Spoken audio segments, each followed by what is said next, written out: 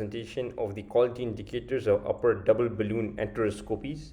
This is over a 16-year period from 2006 to 2022, and this is a retrospective study. This was done with my partner Alvaro Rodriguez Martinez and our tutor Dr. Maravkova, and this was done in the second Department of Internal Medicine at gastroenterology.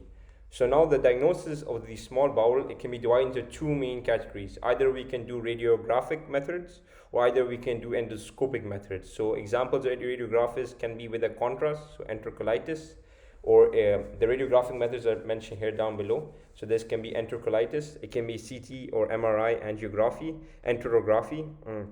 And then we can also have we can have endoscopic methods. So one of the main endoscopic methods is device-assisted enteroscopy. The example of that is going to be double balloon enteroscopy, which is the gold standard. And then we have the small balloon enteroscopy, spiral enteroscopy, and spiral motorized enteroscopy. There are some other types of enteroscopic methods, such as push enteroscopy, or endoscopic methods, such as small bowel capsule endoscopy. Our study is going to be focused on double balloon enteroscopy, and there's an image over here on the side. Our study is based upon these guidelines, which is going to be performance measures. So these are performance measures for the small bowel endoscopies. So this is produced by the study in the year of 2019, produced by European Society of Gastroenterology. So basically this is going to be a quality improvement initiative, and this was done to this is going to be done to quality improvement over here, and this was done to improve the so this was done to improve quality improvements, and this was going to be published in the European Society of the Gastroenterology Endoscopy. So over here it basically lists a performance measures of small bowel endoscopy, and the final goal being to provide endoscopic methods across Europe with a tool for the quality improvement. So we have 6 key performance measures which our project is going to be based upon. So unlike the lower and upper GI endoscopy, for which performance measures had already been identified, this is going to be the first time that small bowel endoscopy is going to be proposed, which was done in 2016. So these were the 6 main performance measures which are going to be over here. So the domains, the 6 domains being the indications of the device-assisted enteroscopy, the tattooing, the depth of insertion, the lesion detection rate, tattooing lesions, complication rate, and patient comfort. The complication rate is shown over here, and then we have other ones over here, such as any patients with successful interventions. So we are focusing on a few of these performance measures in our study. So the first one being indication of device-assisted endoscopy, so that should be 95%. Then lesion detection rate, which should meet a standard of 50%, and then therapeutic success, which should meet a example of 80%. So the same thing from the previous slide is mentioned over here. First thing be the indication, as we spoke previous slide, 95%. Technical success, so reaching the jejunum with the overtube and crossing ligamental threads. Ligamental threads is shown over here, so the overtube should cross this point. That would be technical success, and that should be 80%. Diagnostic success should be identifying the appropriate pathology, so that should be 50%. And therapeutic success, we just spoke about this in previous slide, any sort of therapeutic intervention, that should be 80%. So now our method in the subjects. So this is a retrospective analysis, and this is of a double balloon enteroscopies, and it's done over a 16-year course from 2006 to 2022 at the second Department of Internal Medicine, Gastroenterology. Over here we are looking at 500 procedures, and over here we are looking at indications, key performance measures according to the guidelines shown in the previous slide. And our method that we're using is descriptive statistics and measuring the proportion of procedures that meet the quality criteria. So over here, the descriptive statistics is going to be the amount of patients that meet is going to be the amount of patients, number of procedures, which is going to be 500 procedures, out of which 270 were male procedures and 230 were female. Our minimum age was 12 years old. Our maximum age was 92 years old. Our mean age was 52 years plus minus 21. So that's going to be the main thing here. And our median age is going to be the our median age is going to be the 53 years old. So on the next slide over here is going to be the first performance measure, which is going to be the indications. So over here, the indications is going to be indications being that we are going to be basically this is going to be the looking at the others. So we're going to be looking at many different types of indications, approximately 11 types of indications, and the 12th one being others.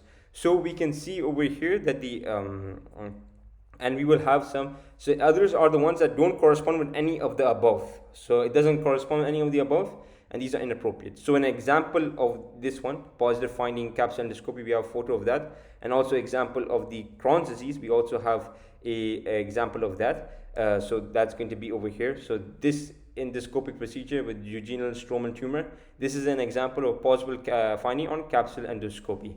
Then we have over here the